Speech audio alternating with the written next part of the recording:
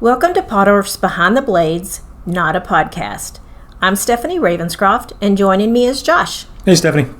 In this episode, we're talking Louvers 101. We'll cover what louvers are, how they work, understanding performance data, and what really matters when you're specifying one.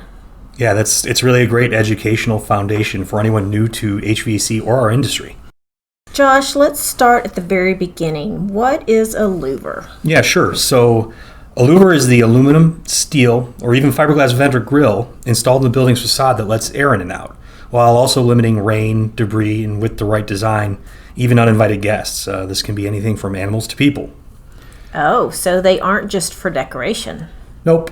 Louvers are carefully designed and engineered to achieve specific performance characteristics with regard to both pressure drop and water penetration performance. That's very cool. Are there available options? There sure are. You have access to mullion seam covers, which work as an aesthetic add, several different screen varieties, filter racks, burglar and security bars. The list really goes on and on. Oh, and don't forget the important optional extras like a closed-end sill flashing kit, which can catch small leaks or condensation. This can make a really big difference, especially in humid or coastal climates. So, as you mentioned earlier, louvers come in all sorts of material. Aluminum, steel, and fiberglass. Does the choice really matter? Yeah, it really does. Let's start with aluminum first. Aluminum is kind of the all-star. It's lightweight, easy to extrude and machine. With aluminum louvers, you typically see your best water performance for both water penetration and wind-driven rain. Steel is tougher, but the added weight becomes harder to handle and install, and as the steel is much harder to work with, you're typically limited in your available blade shapes. This also limits your water performance. And finally, we have fiberglass, right? Fiberglass is your go-to for corrosive environments like something near saltwater or water treatment plants. As you probably know, both salt and chlorine are highly corrosive and would eat through steel or aluminum rather quickly. Okay, let's talk about free area and pressure drop. This is where engineers start to zone out, but stay with us. Free area and pressure drop are keys to understanding how a louver performs. Absolutely true. Free area is a measure of the open available space between the louver blades. The more free area you have, the more air you can pass through the louver. When we talk about free area, it's really important for you to know that the industry standard measured and cataloged free area from AMCA is based on a 4 foot by 4 foot outside dimension sample. So with that said, if you were looking at a 50% free area rated louver, if you were to shrink those louver dimensions, your outside dimensions below 4 foot by 4 foot, please understand that your 50% free area will also be reduced. Pressure drop.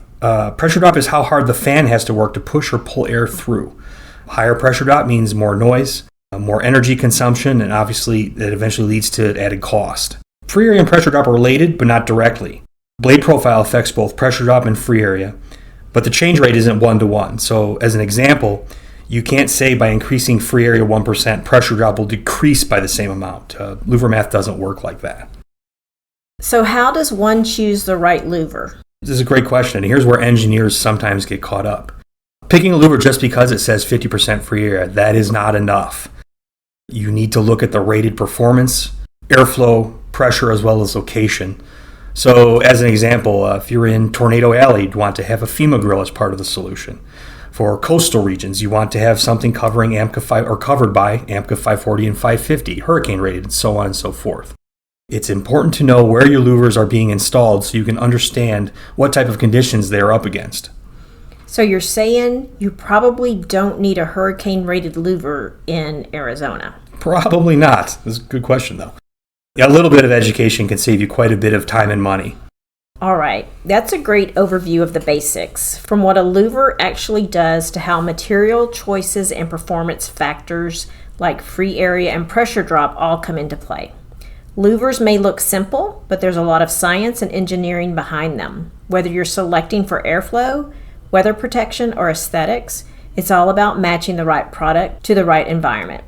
If you'd like to learn more about louvers, visit us at www.potorf.com. Thanks, Josh, for all that great information. Yep, thanks for having me. And thank you for joining us for this episode of Behind the Blades.